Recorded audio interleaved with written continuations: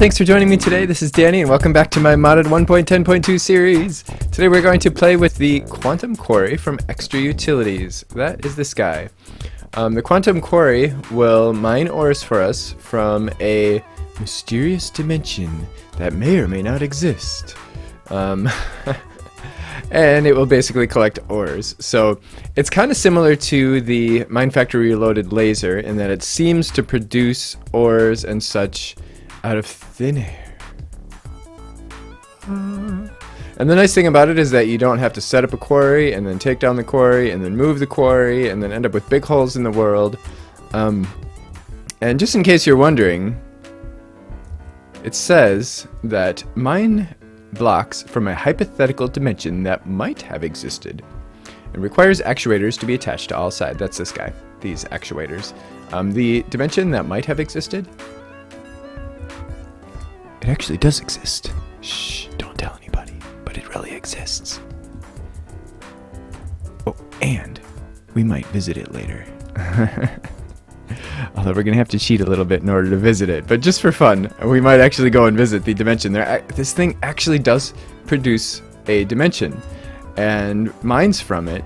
In order to get a very realistic breakdown of the ores that would occur in normal world gen, which is pretty cool because it's always accurate. So if you ever update the pack with new mods or whatever, it also simulates biomes, so it creates little biome pockets that it then mines from.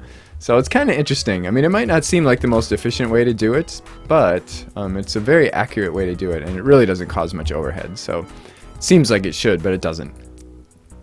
So what we're going to need to do is we're going to make a quantum quarry, which requires these things that we see here, and we actually have them all because we happen to have another star farm. So and then we're going to need 6 quantum quarry actuators. Now that means 6 diamond picks and 18 stone burnt, and of course a bunch of end stone and 6 end rods.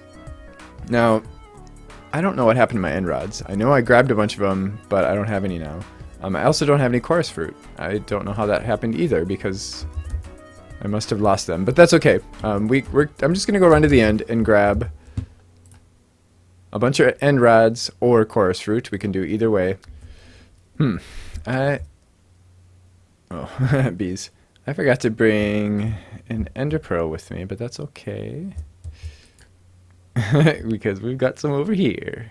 Actually, I'm going to grab a couple of them. Of course, we also have ender pearl or endermen here that could give us ender pearls. But basically, we're just going to go throw an ender pearl in here. And ta-da! We have chorus fruit everywhere. Now, if we could find actually, I did find one somewhere. But if we could find a end city. Oh, there we go.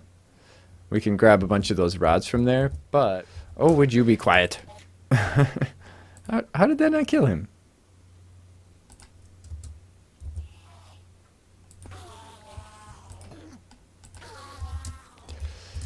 And while we're here, let's grab some of this stuff, because we're going to be using this stuff eventually, and we're going to need a lot of it someday. In fact, I probably should wait until I have fortune. If you want the chorus flower, you have to break those first, because if you break the bottom... But we don't need the chorus flowers today, we just need the chorus fruit, which we can get just by breaking down the whole thing, like so.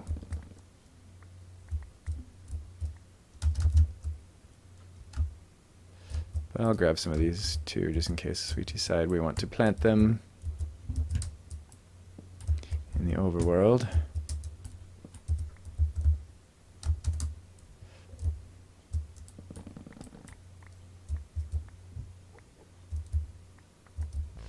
There she is, the beautiful end city. Uh-oh. Stupid things. Here's our end rod. This will save us blaze powder, I guess. Although we've got tons and tons of blaze powder, so it doesn't really matter.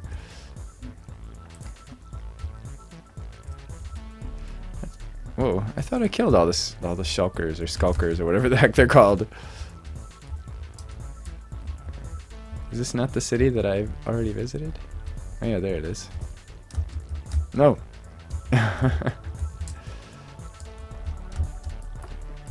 Skulker. Oh crap, he got me. Got me. Oh, there's another one up there. Those guys will make you teleport if they hit you. I mean, not teleport, levitate.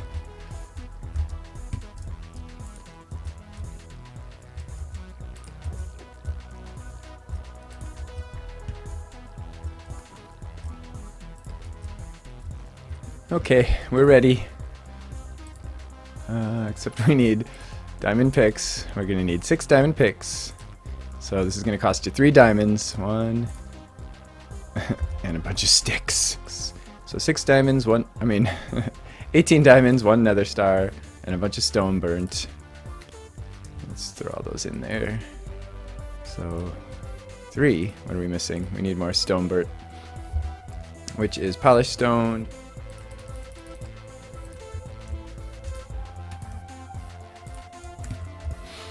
And if you don't know what this is, the resonator and all that, we did set that up in our extra utilities episode quite a while ago. Okay, we're all set. We've got our 1 Quantum Quarry and our 6 Quantum Quarry actuators.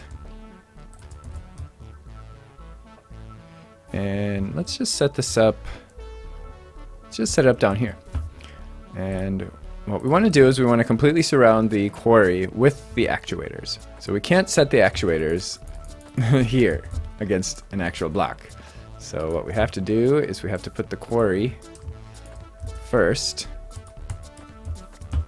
And we should be able to set the actuators against the quarry. See, like I can't click there. I actually have to click on the quarry. Seems a little silly because that means I have to go like this.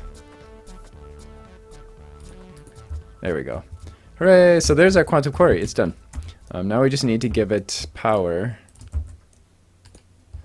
And, of course, we need to extract items from it. For now, why don't we just throw a chest there just so that we can kind of watch this and see what it's doing.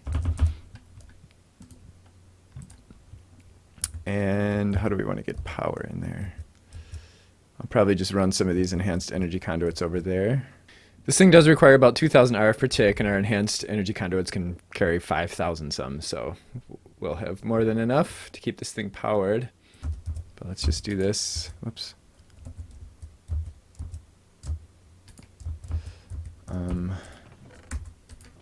We can put a filter in here, the extra utilities filters. It'll basically void everything except what we put in that quarry, or in that filter. So like if we only want to get iron from the quarry, we can specify that, and then we won't get all the other stuff. We can put an enchanted book in it. If we put a silk touch in there, we're going to get, well, silk touched stuff. If we put like fortune in there, we're gonna get fortune stuff. I'm actually gonna have this, well, right now, actually, we'll just do always on for now. I'm not gonna bother putting an enchanted book in there. All right, here goes. So it should, well, let's take a peek here. Okay, so it's running. Oh wow, it's really fast. Holy crap. And we can see right now it's in an extreme hills biome. So it does actually simulate the biomes too, so that, whoa, randomly, so that we can get a mix of the things that you would get in a particular biome. Now, I don't know what it's going to do when this chest is full. So let's find out. Let's see what happens. Okay, it does stop. So as soon as it has no place to put items, it stops. So we got 1 emerald. All right, we got some resonating. Oh, this is nice. Cool. So what I'm going to do with this is probably set up some storage drawers with void upgrades, and I'm going to have this guy run whenever we're low on any resource. So it'll just pull in everything, and if we have too much of something, it'll just void it. But if we're running low on anything, it'll run some more, so that way we're not, so it's not always running. I set up a bunch of storage drawers, and they're all locked. And this should represent the end products of everything that we are getting from our quarry. Oh, except for one, actually, stone. Like stone, because we do, that actually does end up being a byproduct of our ore doubling process. We end up with stone from some of our ores. So we've got all our ingots up here. We've got, of course, emeralds and diamonds, black quartz from Actual Additions. We've got our draconium and draconium ingots, which currently we're not automating, but we may eventually do that. But for now, we'll be dropping draconium dust in here. Our resonating ore, which we're taking as ore, we're not going to be smelting that because that will not get us what we want. And then all the stone and dirt and gravel and the various stones and clay. Clay, we get a lot of that. Netherrack we're not going to get, but then stone and, limestone and marble from chisel. And we've got lots of empty spaces. So what's nice about this is when you lock the drawer, it will maintain what's in there. So if we remove all of the draconium, of course, it's still reserving that spot for draconium.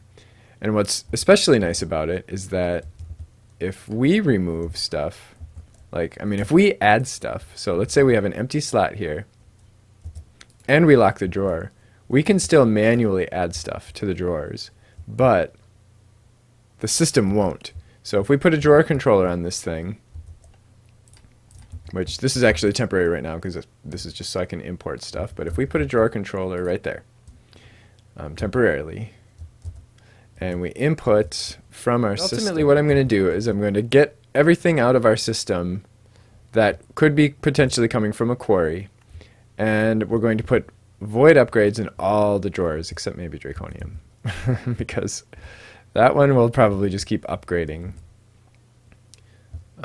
just because it's so rare and valuable, although we probably will never fill up the drawer anyway. But everything else is going to have void upgrades and space upgrades, so that we can fit many stacks. I'll probably max them out. We'll probably do like 4 emerald upgrades, which will increase the emerald upgrade.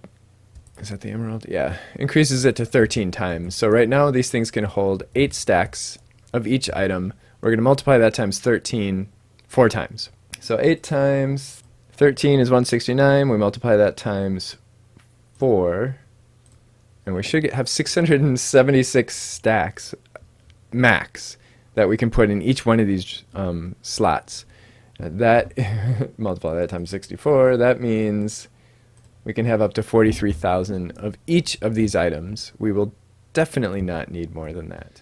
Okay, so let's make an exporter, because we are exporting items from our refined storage system into these storage drawers, and throw some speed upgrades in there. Otherwise it's going to be ridiculously slow. And oh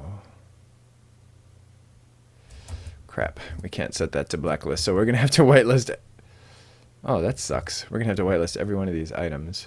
You know what? I'm not going to do that. I have a better idea.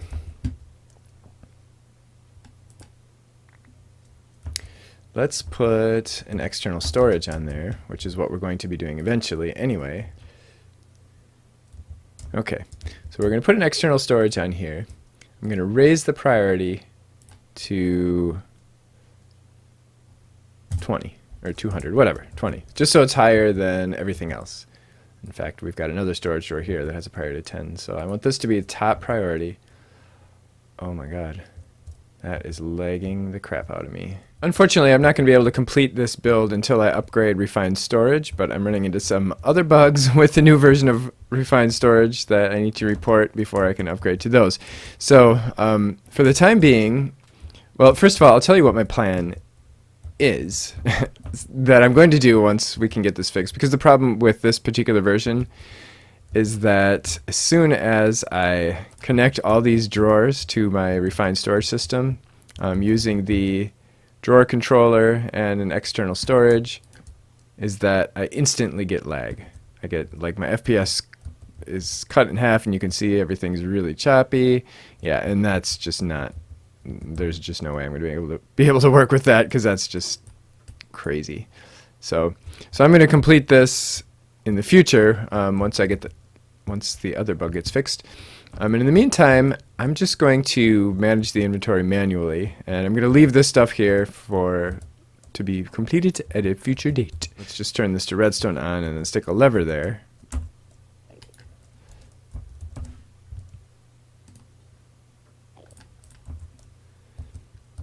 I'll just put that there.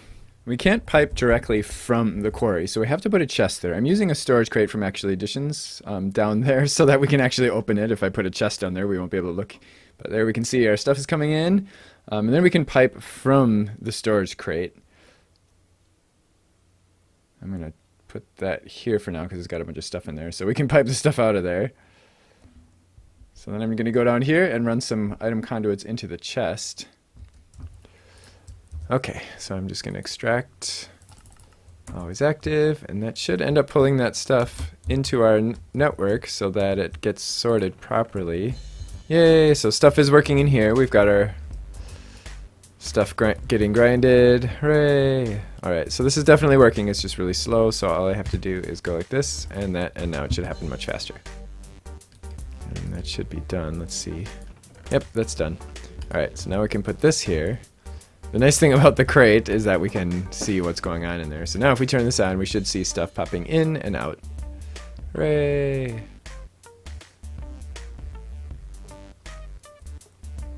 Wow, that is really fast. Okay, so now the moment we've all been waiting for, maybe, I don't know, maybe you're waiting for this, maybe you're not, maybe you don't want a spoiler. But again, if we look at the quantum extra new quant, it says, mine blocks from a hypothetical dimension that might have existed. So does this dimension really exist? Well, it's pretty easy to find out, really. If we do RFT-dim list, we'll see all the dimensions in our world, and there's this mysterious dimension called dimension minus 9999 extra utils underscore quarry dimension. So there's the answer to our question. So yes, it does actually load a real dimension. If we want to visit that dimension, we have to cheat. There's no like legitimate way to get there, so we'll do that. Because RF tools gives us this TP command where we can specify the dimension 99 and then an XYZ. So let's do maybe 150 just to make sure we don't end up underground. Whoops. RFT and the command is TP.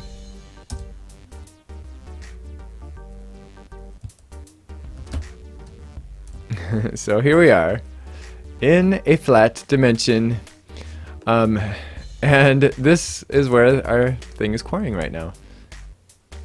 And you can see we are currently on a tropical island biome. But basically what it's going to do is it's just going to load a single chunk, and it's going to randomly assign a biome to it. And based on that biome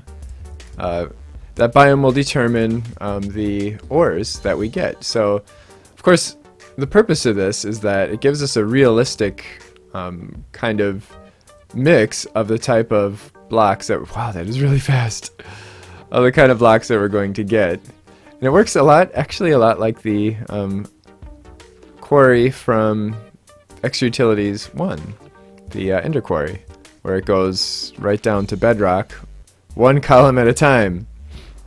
It's so crazy. But it does it crazy fast. But as you can see, there's no light in this dimension, which I assume is for performance purposes. You notice that it does also mine trees and leaves and whatever, flowers, whatever it would normally find.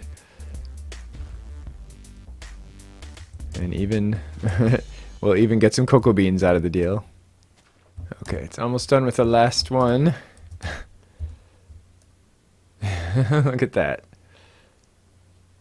And it just starts all over again. And we can use our charge porter to get back home. Yeah, if we wanted to, we could probably put put a matter receiver out there, but I don't know why we would. You wouldn't want to do any building or anything in that dimension. It's really not made for people to hang out in or build in or anything like that, because you never really know what's going to happen there. If your build's going to get completely wiped out or whatever. Oh, now if we come back here, we can see we are now in a mesa plateau. Interesting. Interesting that we didn't see the biome change. Let's go back there again once.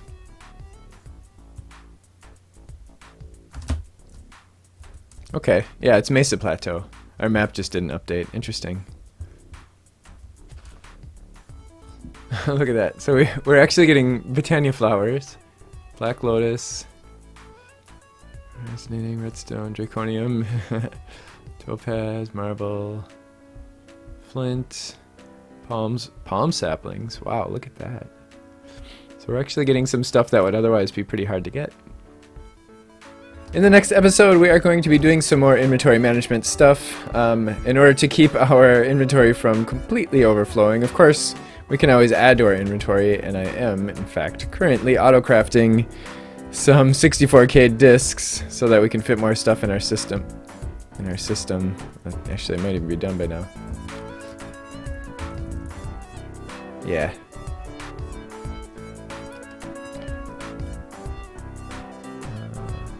This. Hooray! So that way we can fit more stuff as more stuff comes in.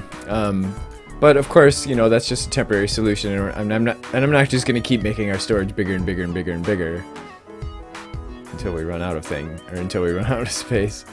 Okay, so now we have two 64K discs. And I think I'm going to make a disk manipulator at some point in the near future so that we can convert some of our smaller disks into larger disks, because there's really no point in having all those little disks in our system because we're going to be getting lots and lots of stuff now of all types, which is pretty cool.